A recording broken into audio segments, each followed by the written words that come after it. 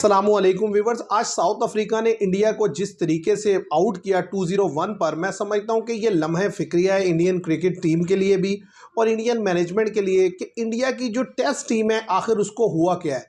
वो test team जो कभी इंग्लैंड में बेहतर खेल रही थी, उससे पहले भी इतनी कोई बुरी कारकर्दगी नहीं थी, लेकिन ये अचानक से अब उनकी टीम को क्या हो गया कि वो अपने घर में जीत नहीं पा रही। आप देखें, लास्ट टाइम वो न्यूजीलैंड से अपने घर में हारे, आज साउथ अफ्रीका से एक टेस्ट मैच हार चुके हैं और दूसरे टेस्ट मैच में ये हालत है कि इंडिया फॉलो ऑन हो गया था, वो तो साउथ अफ्रीका ने उनको फॉलो ऑन नहीं किया। और वो सरफेस जहां पर उनके फास्ट बॉलर विकेट नहीं लेते, दूसरे के फास्ट विकेट ले लेते हैं, उनके स्पिनर विकेट नहीं लेते, दूसरों के स्पिनर विकेट ले लेते हैं। आखिर कहीं ना कहीं तो कोई गलती है। देखिए, जब तक आप हर चीज़ का, जो मैं समझता हूं कि सिर्फ ये कहते चले जाएंगे कि जी पिच, पहले मैच में डिफीट हुई, आपने कह दिया कि जी पिच ऐसी थी, दूसरे मैच में आप डाउन गए हैं तो अभी भी ये कहा जा रहा है कि पिच फ्लैट थी। हालांकि देखा जाए तो मैं समझता हूं कि पिच दोनों के लिए एक जैसी थी। असल काम कहाँ खराब हुआ, आपके लड़कों का बैटिंग में वो टेम्परामेंट नहीं रहा, बॉलिंग में आपके लड़कों का वो टेम्परामेंट नहीं रहा। आपने ऑलराउंडर्स हद से ज़्यादा टेस्ट में खिलाए हुए हैं। अच्छा, इतनी लंबी बैटिंग आप खिला लेते हैं लेकिन 250 रन आपकी टीम कर नहीं पा रही है। मतलब 3 इनिंग्सें हो गई हैं कि आपने हाईएस्ट 201 रन किया अपने मुल्क में खेलते हुए, और ये तो एक बैटिंग सरफेस थी, कोई खातिर खा बॉल नहीं निकल रहा। लेकिन क्या है, आपके लड़कों में वो टेम्परामेंट ही नहीं रहा। जैसे ही 4 6 8 10 गेंदें रुकती हैं, वो खुद कोई ना कोई लूज शॉट मारकर आउट होते हैं। आप धरम जुरल को देखें जिस तरीके से वो आउट हुए हैं, मतलब वो बिल्कुल शॉट सिलेक्शन बनती ही नहीं थी। 65 फॉर 1 थे इंडिया के। इसी तरीके से 95 पर जाकर दूसरी विकेट गिरती है और 112 तक इंडिया के, 122 तक 7 विकेट गिर जाते हैं। तो आप खुद अंदाज़ा लगाएं कि जस्ट 27 रन में 6 विकेट गिरती हैं।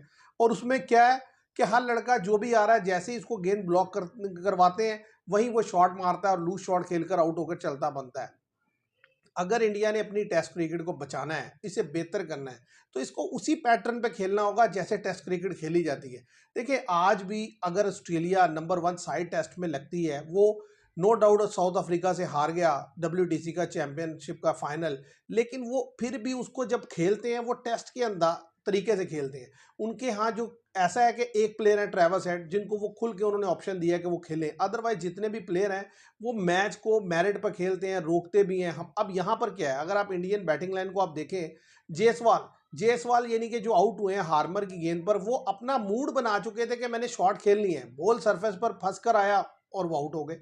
इसी तरीके से आप बाकी लड़कों को देख लें, और एक विकेट जिस पर मार्को जेंसन 5 विकेट ले रहे हैं, आपके दोनों फास्ट बॉलर मिलाकर 5 विकेट नहीं ले पाते वहां पर। और फिर हार्मर यानी कि आपके स्पिनर कितनी मुश्किल से विकेट ले रहे थे, हार्मर ने वहां पर 3 विकेट लेके दिए। उन्होंने फ्लाइट दिया है। नो डाउट के मैच की सिचुएशन में ज़ाहिर इंडिया फंसा हुआ था, लेकिन इस तरह की सिचुएशन में आप देखें कि इतनी बड़ी, मतलब यानी कि फॉलो ऑन होना, लास्ट टाइम इंडिया 2011 में ओवल में हुआ था। 14 साल के बाद इंडिया के साथ ये सिचुएशन आई है, और ये आई इसलिए है कि आपने जितने टेस्ट प्लेयर थे एक एक करके सारे बाहर कर दिए। आप मॉडर्न डे क्रिकेट खेलने के चक्कर में आपने अपनी टेस्ट टीम जो है उसको बेड़ा गर्क कर लिया। आपके जो कोच हैं वो भी T20 से आते हैं, आपके बॉलर T20 से आते हैं, आपके बैटर T20 से आते हैं। तो भाई, जब आप डोमेस्टिक से जो प्रॉपर टेस्ट प्लेयर हैं वो नहीं आएंगे तो फिर हालत यही होगी। आप देखें, साई सुदर्शन, उन्होंने IPL बेहतरीन खेला इसलिए वो टीम का हिस्सा है। धरम जुरल को आप देख लें, इसीलिए वो टीम का हिस्सा है। अच्छा, फास्ट बॉलिंग में आप देखें हर्षित राणा, क्योंकि वो T20 खेलते। मतलब आपका हर बॉलर, आपका हर बैट्समैन T20 से आ रहा है, ना कि डोमेस्टिक सर्किट से कोई बहुत लंबे लंबे रन्स करके बड़ी गेंद क्रीज पर टाइम स्पेंड करके आ रहा है। आप देखें कि मुत्तु स्वामी की अगर आप इनिंग्स देखें, 200 बॉलें उन्होंने खेली 109 रन बनाने के लिए, शायद उससे भी ज़्यादा बॉल्स खेली होंगी। यहाँ पर आपका लड़का 10 20 50 गेंदें खेल के थक जाता है। हालांकि उसी विकेट पर आप देखें कि जो वाशिंगटन सुंदर है, कुलदीप यादव ने, उन्होंने बताया कि भाई अगर आप रोक रोक के खेले तो खेला जा सकता है। काफ़ी देर वो लड़के बैटिंग करते रहे, क्योंकि ऊपर के जो टॉप ऑर्डर के आपके प्लेयर हैं, अब हर प्लेयर चाहता है कि मैं किसी ना किसी तरह शॉट खेल लूँ, और शॉट भी बड़ी शॉट खेलने जाते हैं, उठा के शॉट खेलने जाते हैं। उसमें ज़रा मिस हिट भी होते हैं, कैच आउट होते हैं। बॉलिंग में भी आपका प्रॉब्लम ये है, बड़ा अच्छा मैं सुन रहा था, पॉइंट आउट किया कि विक्रांत गुप्ता ने, कि भाई आपके पास जो स्पिनर है, उन्होंने कभी मुश्किल सरफेस पर, फ्लैट सरफेस पर बॉलिंग ही नहीं की, इसलिए उन्हें आइडिया ही नहीं है। वो सिर्फ बॉल कर ही उधर सकते हैं जहाँ पर विकेट में टर्न हो, और इसके अलावा उनसे बॉलिंग नहीं होती। फिर उसके अलावा आप इतनी ज़्यादा बॉलर खिला देते हैं कि आप किसी एक बॉलर से कंसिस्टेंट बॉल भी नहीं करवा पाते। वहाँ क्या है कि 10-10, 15-15, 20-20 ओवर स्पिनर एक एंड से कर रहा है, फास्ट बॉलर 6-7 ओवर एक एंड से कर रहा है। आप इतने बॉलर खिला लेते हैं, फिर आपसे यूज़ भी नहीं किए जाते, बैटिंग में आपसे रन्स नहीं हो रहा। तो जब तक आप क्रिकेट को, टेस्ट क्रिकेट को उसके पैटर्न के अकॉर्डिंग नहीं खेलेंगे, मैं समझता हूँ कि आपके लिए यही रिजल्ट्स आते रहेंगे जो आ रहे हैं। देखिए, शुभमन गिल के एक के निकलने से ऐसा लग रहा है कि इंडिया ने T20 की टीम जो है वो टेस्ट में उतारी हुई है और किसी को नहीं पता कि टेस्ट खेलना कैसे है। फेयर इनफ, यही बात है।